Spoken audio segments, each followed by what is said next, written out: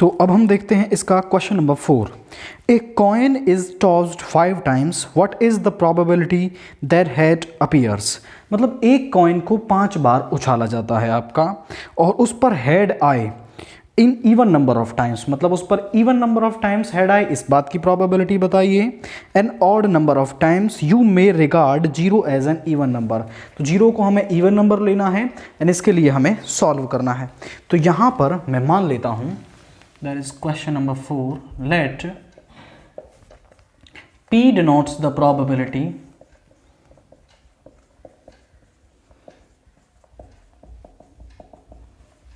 of success. That means getting a head. Head आना ही क्या है, हमारी सक्सेस है। तो P सक्सेस की प्रोबेबिलिटी को डिनोट करता है and Q denotes the probability of failure, और Q फेलियर की प्रोबेबिलिटी को डिनोट करता है। तो यहाँ पर जब एक कॉइन को उछाला जाता है तो उस पर हेड आने की जो प्रोबेबिलिटी है वो होती है 1/2 आपकी। तो हम यहाँ पर लिख देंगे जो सक्सेस की प्रोबेबिलिटी वो है 1/2 और फेलियर की होती है 1 minus probability of success. That means 1 minus 1/2 is 1/2। तो प्रोबेबिलिटी ऑफ सक्सेस है 1/2 एंड प्रोबेबिलिटी ऑफ फेलियर है 1/2। अब यहाँ पर फर्स्ट पार्ट में हमसे, और यहाँ पर हम मान लेते हैं let x denotes the random variable for success, कि x रैंडम वेरिएबल है आपका सक्सेस के लिए। तो पहला पार्ट वो हमसे पूछ रहा है कि हेड आए an even number of times. तो यहां पर देखिए पहले पार्ट में head probability that head appears an even number of times, मतलब आपको निकालना है P। देखिए क्या क्या केस हो सकते हैं, या तो x इज इक्वल टू 0 हो, मतलब 0 टाइम्स आपका क्या हो सकता है, ये हो सकता है केस आपका इवन नंबर के लिए, और P x is equal to 2 time आए और P x is equal to 4। मतलब यहाँ पर आपका देखिए या तो वो एक भी बार ना आए तो वो इवन नंबर आ रहा है, और वो 2 बार आ रहा है तो भी इवन नंबर, और 4 बार भी आता है तो वो भी इवन नंबर है आपका। तो ये प्रोबेबिलिटीज आपको निकालनी है। तो ये होगी बराबर आपकी P x is equal to 0 plus P x is equal to 2 plus P x is equal to 4। अब बर्नौली ट्रायल से अब P x is equal to 0 निकालेंगे। यहाँ पर बेसिकली जो n की वैल्यू है, n आपको दे रखा है 5 टाइम्स, तो मतलब n की वैल्यू तो है 5 यहाँ पर। तो इसके लिए बर्नौली ट्रायल से क्या फॉर्मूला बनेगा, 5c0 p की पावर 0 और q की power 5 minus 0 plus 5c2 p की पावर 2 और q की power 5 minus 2 plus 5c4 p की पावर 4 एंड q की पावर 5 माइनस 4।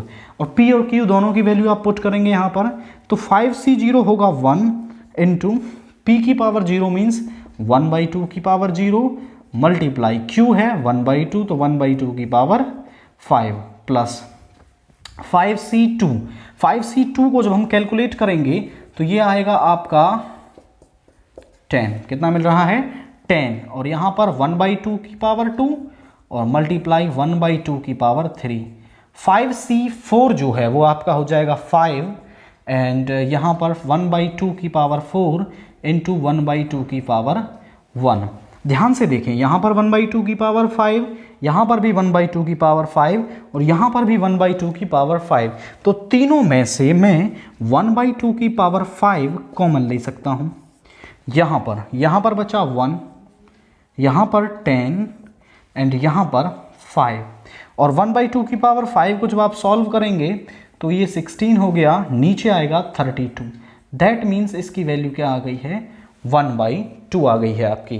तो उस कॉइन में 5 में से इवन नंबर ऑफ टाइम्स आने की जो प्रोबेबिलिटी है आपकी वो है 1/2। अब नेक्स्ट पार्ट में मुझे निकालनी है कि वो ऑड नंबर ऑफ टाइम्स आए। तो यहां पर सेकेंड पार्ट में probability that head appears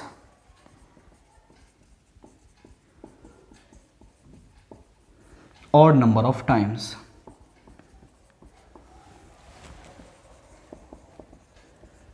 means वो क्या क्या आ सकता है, P X is equal to 1 और P X is equal to 3 और P X is equal to 5। 5 बार उछाल रहे हैं तो हो सकता है 1 बार आए, 3 बार आए और 5 बार जाए। जब वो 1, 3 और 5 बार आएगा दैट मीन्स वो ऑड नंबर ऑफ टाइम्स आ रहा है।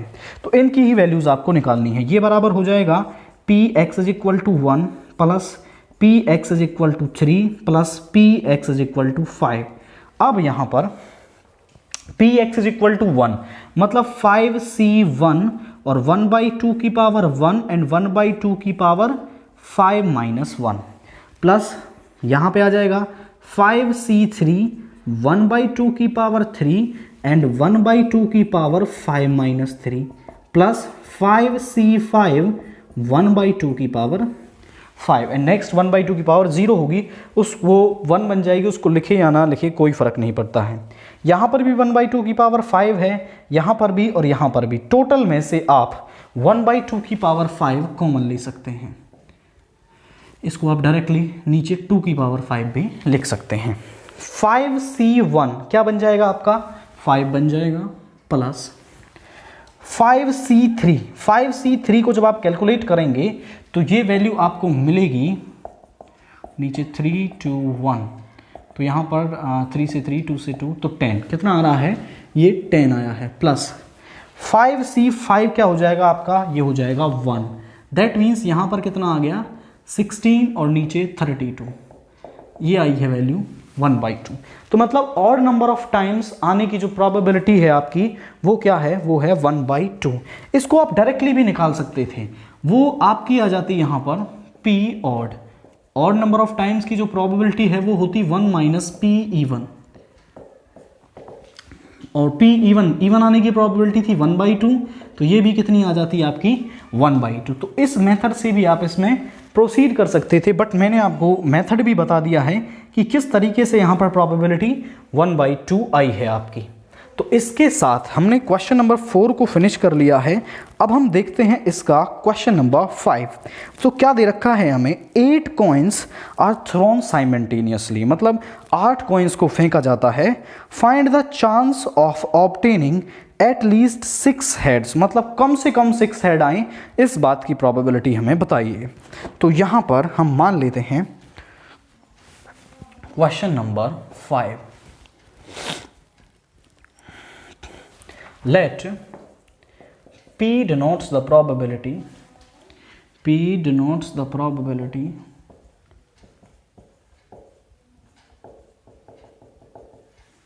of success, that means getting a head। एक हेड आने की जो प्रोबेबिलिटी है उसको हमने सक्सेस माना है। And Q denotes the probability of failure। तो P क्या है आपका, P मतलब probability of success। एक कॉइन पर हेड आए उसको सक्सेस माना है हमने, और हेड आने की प्रोबेबिलिटी क्या होती है हमारी, वो होती है 1/2। प्रोबेबिलिटी ऑफ फेलियर वो हो जाएगी 1 minus 1/2 is 1/2। Let x denotes the random variable, हम मान लेंगे let x denotes the random variable of successes. Success आने के लिए हमने x को रैंडम वेरिएबल माना है और हमें प्रोबेबिलिटी निकालनी है, probability that we get at least 6 heads. तो हम लिखेंगे यहां पर probability of getting at least 6 heads, मतलब p x is greater than equal to 6। मतलब कम से कम 6 आए और 6 से ज़्यादा भी जो आते हैं वो सब आपको इसमें ले लेने हैं। तो P X is greater than equal to 6, जो बराबर होगा आपका P X is equal to 6 plus P X is equal to 7 plus P X is equal to 8 के, क्योंकि 8 टाइम्स ही हम उसको क्या कर रहे हैं, बॉल को जो कॉइन है उसको उछाल रहे हैं, क्योंकि यहाँ पर जो n की वैल्यू है वो 8 दे रखी है आपको। अब यहाँ पर देखिए P X is equal to 6 क्या बन जाएगा, 8c6 by Bernoulli trial 8c6 success की प्रोबेबिलिटी है 1/2 की पावर 6 इंटू फेलियर की पावर 8-6 प्लस 8c7 1/2 की पावर 7 इंटू 1/2 की पावर 8 प्लस 8c8 और 1/2 की पावर 8। अब यहाँ पर देखिए मैं यहाँ से 1/2 की पावर 8 कॉमन ले सकता हूँ जो सभी के अंदर है आपकी, और 8c6 को जब मैं कैलकुलेट करूँगा तो ये वैल्यू बराबर होती है आपकी 8c2 के, क्योंकि आप जानते हैं कि NCR बेसिकली बराबर होता है NCn-R के। तो 8c6 किसके बराबर होगा, 8c2 के। 8c6 के कंपैरिजन में 8c2 को निकालना आसान है, इसीलिए हमने इस प्रॉपर्टी को इस्तेमाल किया है। तो 8c2 की वैल्यू हम इजीली अपने फॉर्मूले से निकाल पाएंगे, जो क्या होगी 8 × 7/2 × 1, तो यहाँ पे आ गया 28 प्लस 8c7 8 होगा आपका प्लस 8c8 क्या हो जाएगा 1 आपका। अब यहाँ पर 2 raised to the power 8 ये होता है आपका 16 × 16 दैट इज 256, कितना हो जाएगा, नीचे तो आ गया 256 और ऊपर कितना आया है आपका ये 28 प्लस 8 ये हो गया आपका 36 प्लस 1 37/256। तो एटलीस्ट 6 हेड्स की प्रोबेबिलिटी आपकी कितनी आई है इस क्वेश्चन के अंदर, वो आई है 37/256। तो इसी तरीके से आपको प्रोसीड करना है, बस ये वैल्यूज़ का थोड़ा ध्यान रखना है यहाँ पर। एंड बर्नौली ट्रायल का फॉर्मूला आप जानते हैं, और बस सीधा फॉर्मूले में पुट करते ही आपको वैल्यूज़ मिल जाएंगी हर एक क्वेश्चन के लिए। नाउ क्वेश्चन नंबर 6 क्या दे रखा है आपको, 5 dice are thrown simultaneously, 5 dice को आपका उछाला जाता है। If the occurrence of an even number in a single die is considered as success, find the probability of at most 3 success। तो ज़्यादा से ज़्यादा 3 सक्सेस आए उसके लिए आपको probability निकालनी है। तो मैं यहाँ पर मान लेता हूँ that is question number 6। Let P denotes the probability of success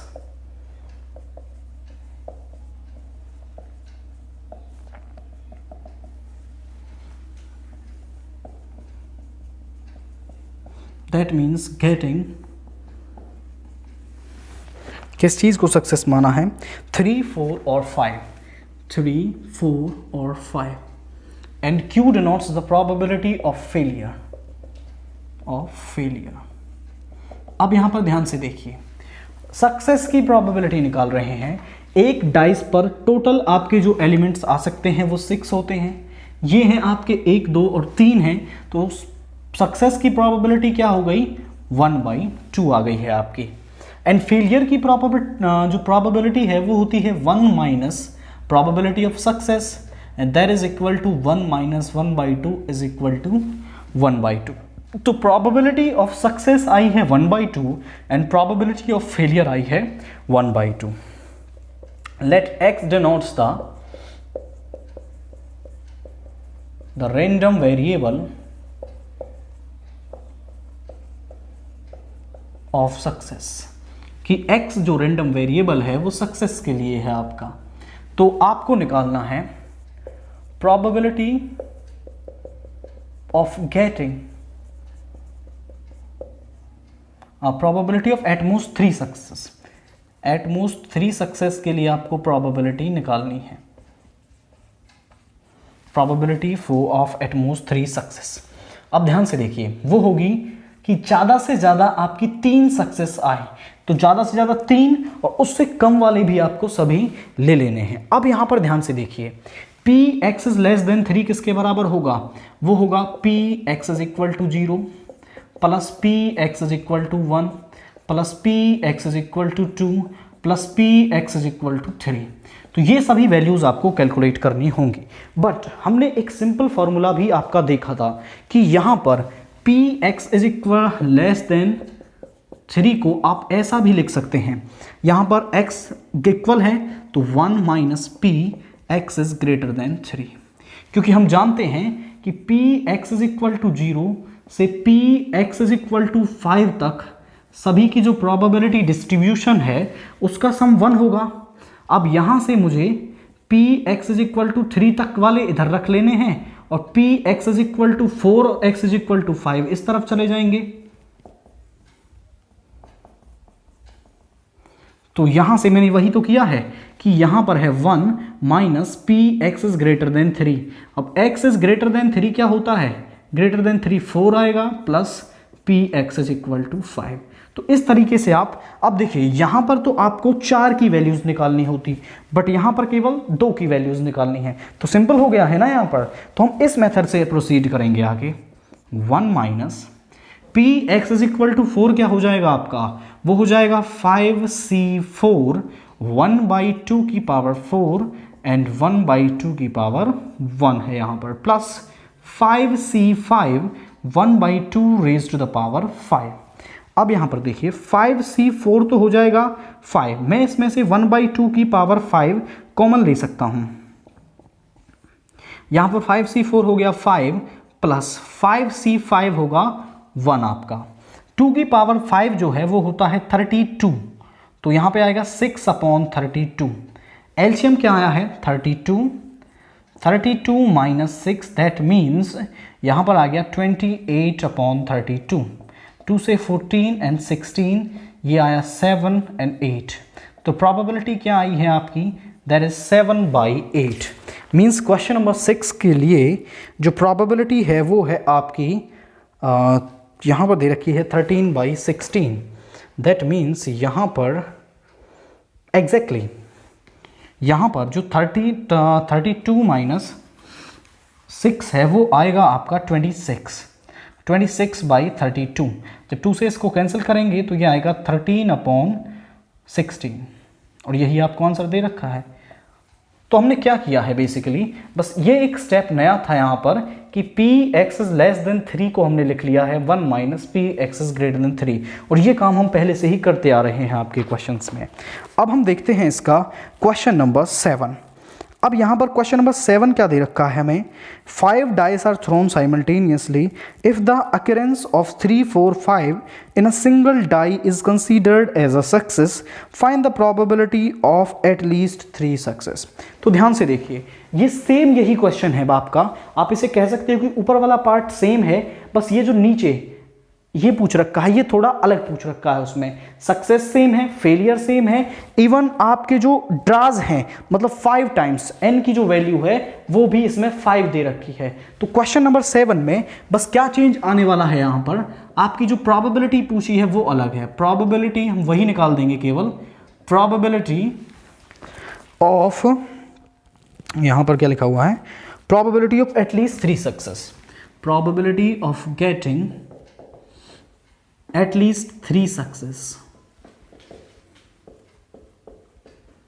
तो कम से कम 3 सक्सेस आए, मतलब p x is greater than equal to 3, मतलब कि 3 से बड़े सभी ले लेने हैं आपको। इनफैक्ट उसमें 3 भी, 3 और 3 से बड़े जो भी हैं इसमें वो सब आपको यहां पर ले लेने हैं। तो p x is greater than equal to 3 किसके बराबर होगा, p x is equal to 3 plus p x is equal to 4 plus p x is equal to में 5।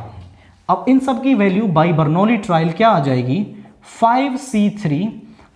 प्रोबेबिलिटी ऑफ सक्सेस क्या है 1/2, दैट मीन्स 1/2 की पावर 3 एंड 1/2 की power 2 plus 5c4 1/2 की power 4 and into 1/2 की पावर 1 प्लस 5c5 1/2 की power 5। 5c3 की value calculate करते हैं हम, 543/321, ये आ गई 10 आपकी यहाँ पर। और इनफैक्ट मैं इसमें पहले 1/2 की पावर 5 कॉमन ले लेता हूँ, तो यहाँ पर आया 10 प्लस 5c4 5 एंड 5c5 1 है आपका। ये हो गया आपका 16/32, दैट मीन्स 1/2। तो क्वेश्चन नंबर 7 के लिए आंसर क्या है आपका? 1/2 है आपका। तो question number 7 basically question number 6 के लिए ही आप सेकंड पार्ट इसे कह सकते हैं, क्योंकि इसमें प्रोबेबिलिटी ऑफ सक्सेस भी सेम था आपका, प्रोबेबिलिटी ऑफ फेलियर भी सेम था आपका, सारी चीजें सेम ही दे रखी थी, बस उसी क्वेश्चन को दोबारा लिख के ये चीज आपसे पूछ रखी थी, तो हमने इसी को इस्तेमाल करते हुए यहां पर लिख लिया है। बट अगर ये क्वेश्चन इंडिपेंडेंटली पेपर में आता है आपका, तो पहले आपको यहां तक की सारी चीजें इसमें ऊपर लिखनी है, देन उसके बाद ये काम आपको यहां पर करना है, तभी आपको पूरे नंबर इसमें मिल पाएंगे। तो इसके बाद अब हम देखते हैं क्वेश्चन नंबर 8 को। तो क्वेश्चन नंबर 8 क्या दे रखा है आपको? A pair of dice is thrown 4 times if getting a doublet is considered as success. मतलब क्या है? ए पेयर ऑफ डाइस को 4 बार फेंका जाता है, उसमें 9 एक सम की जो डाइस फेंकी गई हैं उनका सम 9 आए, इस चीज़ को सक्सेस माना गया है। What is the probability of getting at least 5 success? तो कम से कम 5 सक्सेस आपको मिले, इस बात की प्रोबेबिलिटी आपको बतानी है। तो यहां पर देखिए question number 9, let P denotes the probability of success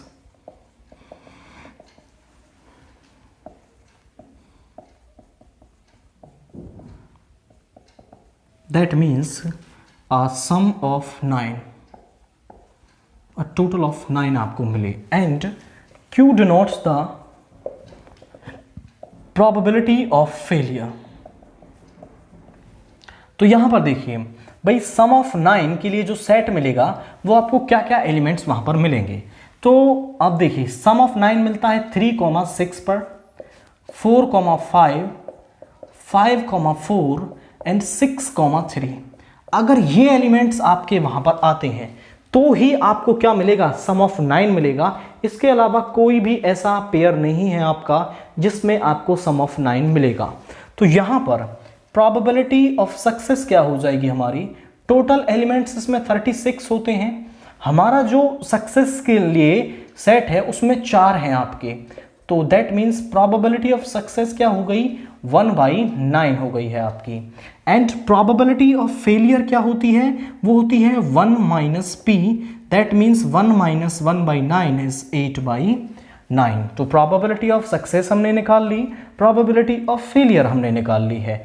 अब मुझे इसमें निकालना है आपका probability of getting at least 5 success. तो एटलीस्ट 5 सक्सेस के लिए मुझे प्रोबेबिलिटी निकालनी है। उससे पहले हम x को डिफाइन करते हैं। Let x denotes the random variable of success, कि x क्या है आपका? रैंडम वेरिएबल ऑफ सक्सेस को डिनोट करता है। उसके बाद हमें निकालनी है probability of getting at least 5 success, at least 5 success, कम से कम 5 सक्सेस हो। दैट मीन्स उसे आप कैसे लिखेंगे? Px is greater than equal to 5, कम से कम 5 और उससे ऊपर तक भी आपको जाना है। इसमें n की वैल्यू आपको क्या दे रखी है? 6 दे रखी है, उसको 6 टाइम्स उछाला जाता है। तो यहां पर Px is greater than equal to 5 क्या हो जाएगा? Px is equal to 5 plus Px is equal to 6। By Bernoulli trial हम इनकी वैल्यूज लिखेंगे, तो Px इज इक्वल टू 5 हो जाएगा आपका 6c5, 1/9 की पावर 5 एंड 8/9 की पावर 1 प्लस 6c6 एंड 1/9 की पावर 6 दे रखा है आपको। अब यहां से मैं 1/9 की पावर 6 कॉमन ले सकता हूं, क्योंकि यहां पर भी 6 है और यहां पर भी 6 है, तो 6c5 होता है 6 आपका, एंड यहां पर बची 8 की 1 पावर, ये 8 बच गया है प्लस 1, तो ये हो जाएगा आपका 48 plus 1/9 raise to the power 6, that means 49/9 raise to the power 6। और यही क्या दे रखा है आपको, आंसर दे रखा है। हम एक साथ चेक टैली कर लेते हैं इसको। 49/9 इसमें आपको 9 की पावर 6 को बहुत ज़्यादा सॉल्व करने की ज़रूरत नहीं है आपको, क्योंकि इतनी बड़ी वैल्यू को सॉल्व नहीं कर पाएंगे आप। बट आपको दिख रहा है कि यही आंसर है, तो यहाँ पर 9 की पावर 6 कॉमन लेके आपको यहाँ पर लिख देनी है, तो यहाँ भी आपका आंसर सही होगा। उसके बाद हम देखते हैं क्वेश्चन नंबर 10। क्या कह रहा है हमसे, 5 cards are drawn successfully with replacement from a well shuffled deck of 52 cards. What is the probability that none is a spade. मतलब कि उनमें से कोई भी स्पेड ना हो। तो यहाँ पर थोड़ा आपको सोचना पड़ेगा कि सक्सेस क्या है यहाँ पर। अब वो आपसे प्रोबेबिलिटी निकलवा रहा है कि कोई भी स्पेड ना हो, मतलब सक्सेस क्या है, स्पेड का आना सक्सेस है आपका। तो आप यहाँ पर लिख देंगे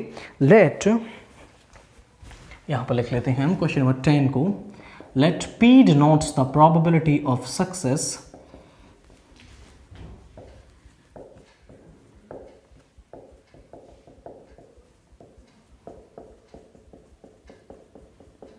that means getting a spade, कि एक स्पेड आपको मिले, इस बात को हमने क्या माना है, सक्सेस माना है आपका। And Q denotes the probability of failure, कि फेलियर हुआ मिले आपको, इसके लिए हमने क्यू माना है आपका। तो उसमें स्पेयर के कितने कार्ड्स होते हैं आपके, तो स्पेयर के आपके 13 कार्ड्स वहां पर होते हैं।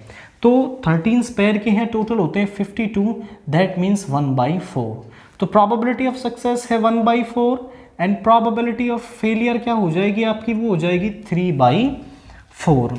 अब मुझे निकालनी है आपकी यहाँ पर क्वेश्चन नंबर 10 के अंदर, then what is the probability that none is spade, कि उनमें से कोई भी स्पेड ना हो। उससे पहले हम x को डिफाइन कर देते हैं। Let x denotes the random variable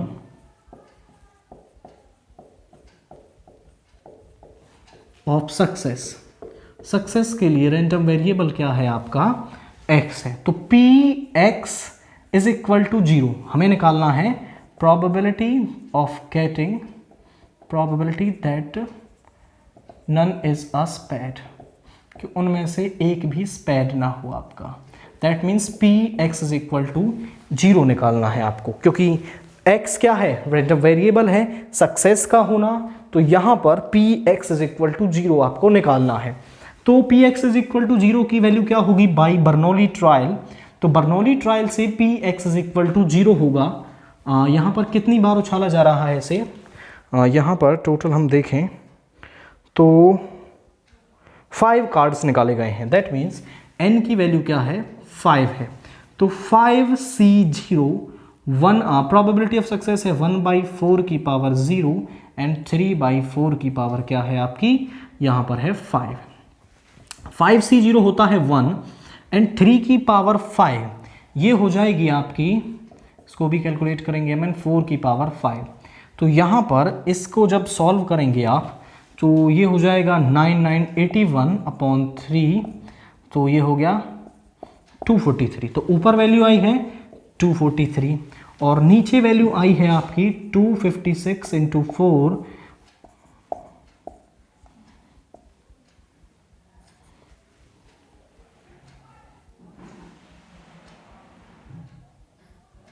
1024। तो कितनी वैल्यू आई है नीचे, 1024। तो ये प्रोबेबिलिटी है आपकी that no spare is get. तो यहाँ पर क्वेश्चन नंबर 10 के लिए आंसर है आपका 243/1024। तो आपको थोड़ा लॉजिकली इसमें सोचना था कि सक्सेस क्या होगी एंड फिर क्वेश्चन आपका इजी है। नाउ क्वेश्चन नंबर 11 क्या दे रखा है आपको, there are 5% defective items in a large bulk of items. मतलब एक बहुत बड़ा ढेर आपको दे रखा है, उसमें से 5% जो आइटम्स हैं वो डिफेक्टिव हैं आपके। What is the probability that a sample of 10 items will include. इस बात की प्रोबेबिलिटी बताइए कि 10 आइटम्स का एक आपका सैंपल वहाँ से उठाया जाता है, उनमें से एग्जैक्टली 2 डिफेक्टिव आइटम निकले, ये फर्स्ट पार्ट है। दूसरा पार्ट है not more than 1 defective item. तो शुरू करते हैं हम कि यहाँ से हम मान लेंगे late P denotes the probability of success, that means getting a defective item। एक डिफेक्टिव आइटम मिले, हमने इस चीज़ को क्या मान लिया है, इस इवेंट को क्या मान लिया है, सक्सेस मान लिया है। And Q denotes the probability of failure, तो प्रोबेबिलिटी ऑफ सक्सेस हम क्या निकालेंगे, यहाँ पर हमें डिफेक्टिव आइटम्स के लिए 5% दे रखा है और हम जानते हैं कि परसेंट से प्रोबेबिलिटी कैसे निकाली जाती है। तो 5% दैट मीन्स 5/100, ये हो गया 1/20। तो प्रोबेबिलिटी ऑफ सक्सेस क्या हो गई है आपकी 1/20 एंड प्रोबेबिलिटी ऑफ फेलियर क्या हो गई है आपकी, वो हो जाएगी 1 - 1/20 इज 19/20। अब let x denotes the random variable of successes, random variable of getting a defective item और success. Getting a defective item क्या है आपकी सक्सेस, तो x सक्सेस के लिए रैंडम वेरिएबल है। फर्स्ट पार्ट में वो हमसे निकलवा रहा है probability of getting 2 defective items, कि 2 डिफेक्टिव आइटम आपको मिले।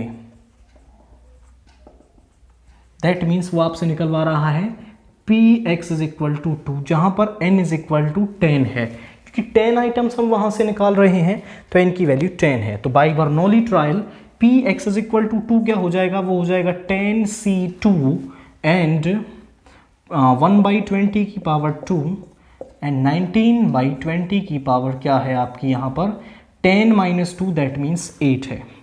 अब यहाँ पर 10c2 को जब हम कैलकुलेट करेंगे तो ये वैल्यू आपको मिलेगी 45। क्या वैल्यू मिल रही है 45। नीचे 20 की पावर 10 हो गया मल्टीप्लाई 19 की पावर 8। और आई थिंक यही आंसर आपको दे रखा होगा इस क्वेश्चन के लिए, क्योंकि इतनी टिपिकल वैल्यूज़ को बहुत ज़्यादा सॉल्व नहीं किया जाता है। एग्जैक्टली यही आंसर आपको इसमें दे रखा है इस वाले पार्ट के लिए। तो आपको वैल्यूज़ को सॉल्व नहीं करना है, बस यहीं पर छोड़ देना है। अब इसके सेकेंड पार्ट पर आते हैं। वो क्या कह रहा है, प्रोबेबिलिटी ऑफ गेटिंग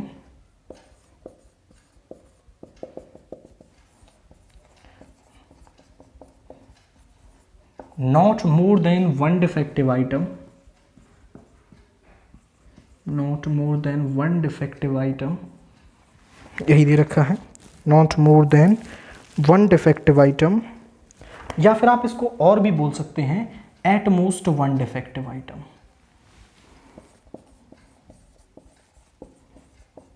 ये कहना चाह रहा है वो आपसे कि एट मोस्ट 1 डिफेक्टिव आइटम, मतलब आपको ज़्यादा से ज़्यादा एक डिफेक्टिव आइटम मिले, इस बात की प्रोबेबिलिटी निकालिए। तो वो हो जाएगी आपकी Px ≤ 1। तो यहाँ से शुरू करें, Px = 0 प्लस Px = 1 हमें कैलकुलेट करना है। तो Px = 0 क्या हो जाएगा, वो हो जाएगा 10c0 एंड 1/20 की पावर 0 एंड 19/20 की पावर 10 प्लस 10c1 1/20 की पावर 1 एंड 19/20 की पावर 9। अब यहाँ से मैं नीचे 19 की पावर तो 9 और 20 की पावर 10 कॉमन ले सकता हूँ, क्योंकि यहाँ पर दोनों में प्रेजेंट है वो। अब यहाँ पर 10c0 हो गया 1, ये वैल्यू भी 1, और यहाँ पर देखिए 20 की पावर 10 बाहर चला गया, 19 की पावर 9 बाहर ले ली है, तो यहाँ पर बची 19 प्लस 10c1 कितना होगा 10 होगा आपका, एंड ये कंप्लीट वैल्यू बाहर आ गई है। ये हो गया 19 प्लस 10 दैट मीन्स 29 इंटू 19 की power 9 upon 20 raise to the power 10, और इसको भी आपको यहीं छोड़ देना है, इससे आगे इसे सॉल्व नहीं करना है। एग्जैक्टली यही आंसर आपको दे रखा है। तो आपने देखा कि किस तरीके से जब बड़ी वैल्यूज़ आपके पास आती हैं तो उन्हें बहुत आगे सॉल्व नहीं किया जाता है, वहीं पर छोड़ दिया जाता है। उसके बाद अब हम देखते हैं इसका क्वेश्चन नंबर 12, एंड वो क्या दे रखा है आपको, ध्यान से देखिए।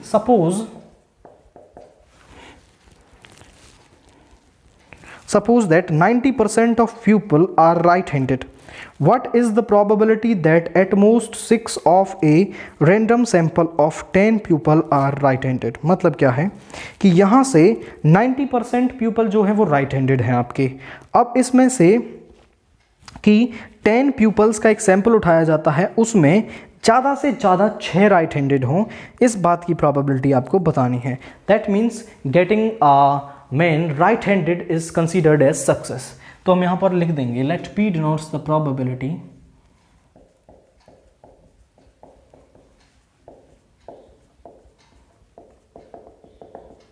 P denotes the probability of success. That means getting a right-handed man.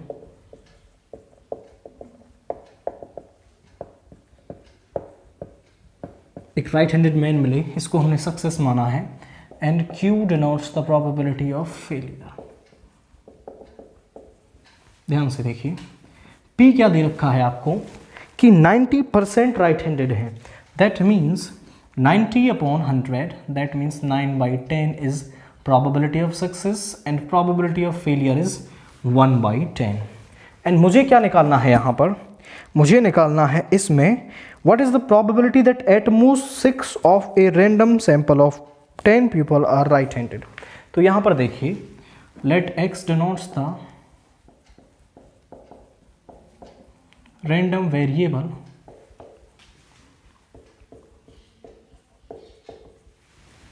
of probability of success. अब मैं निकालता हूं probability that,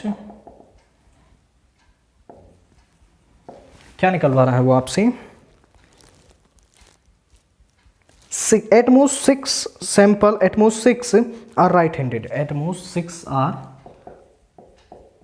right-handed, कि ज़्यादा से ज़्यादा 6 right-handed हो आपके.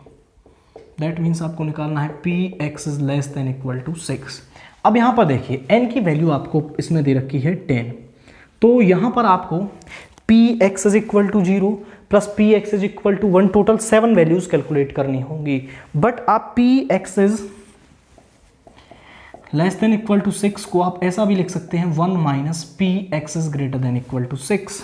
अब यहाँ पर देखिए 1 माइनस ये होगा Px is equal to 7 plus Px is equal to 8 plus Px is equal to 9 plus Px is equal to 10. यहाँ पर केवल आपको टोटल 4 वैल्यूज कैलकुलेट करनी होंगी एंड वहाँ पर आपको 7 वैल्यूज कैलकुलेट करनी होंगी. तो ये इजी मेथड है आपका. तो यहाँ पर लिखेंगे 1 minus Px is equal to 7 क्या दे रखा है आपको, वो बन जाएगा बाय बर्नौली ट्रायल 10c7 9/10 की पावर 7 और 1/10 की पावर 3 प्लस 10c8 क्या हो जाएगा आपका 9/10 की पावर 8 एंड 1/10 की पावर 2 प्लस 10c9 9/10 की पावर 9 एंड 1/10 की पावर 1 प्लस 10c10 9/10 की पावर 10. ये है आपका. अब ध्यान से देखिए 1 माइनस, इसमें से मैं क्या कॉमन ले सकता हूँ 9 की पावर 7 और 10 की पावर 10 कॉमन लिया जा सकता है यहाँ से आपका, क्योंकि यहाँ पर 9 की पावर 7 सबसे कम है और 10 की पावर 10 तो सभी के अंदर प्रेजेंट है आपकी. अब 10c7 आपका बराबर होगा 10c3 के.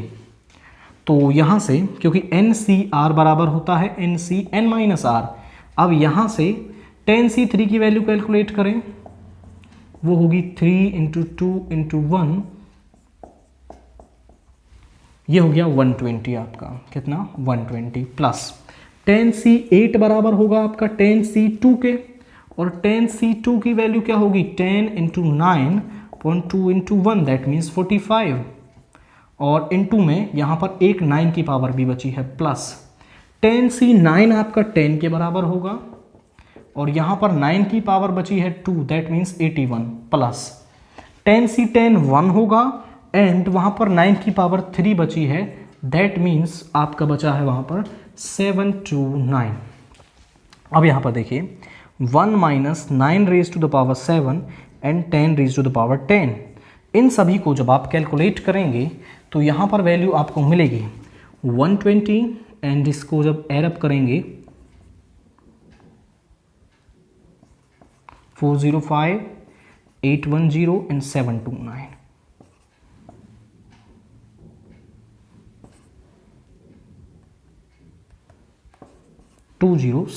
कितना आया है 2064. जब हमने इसको ऐड किया तो वैल्यू हमें मिली है 2064.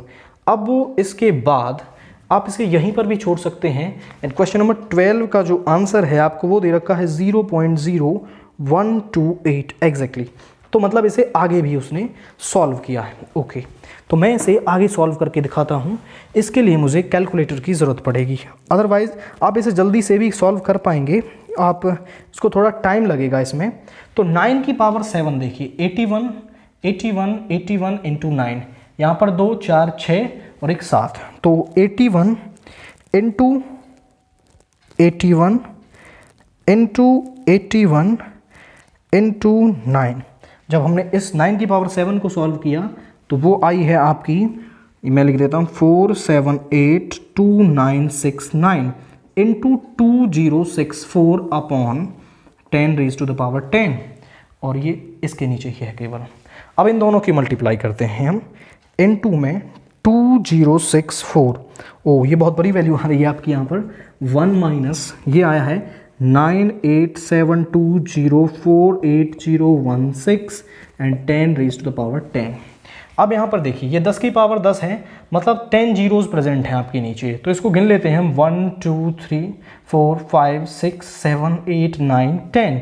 तो ये एग्जैक्टली यहाँ पर आ जाएगा आपका 0.9872048016, और इसमें से हम घटा देंगे 1 को, 1 में से इसको घटा देंगे, 1 माइनस 0.98720, तो ये आ जाएगा आपका, यहीं तक ले लेना, 720 तक ही ले लेना, 3-4 वैल्यूज़ बहुत हैं आपकी। तो ये वैल्यू मिल रही है आपको 0.0128, और आई थिंक यही आंसर हमें इसमें दे रखा था।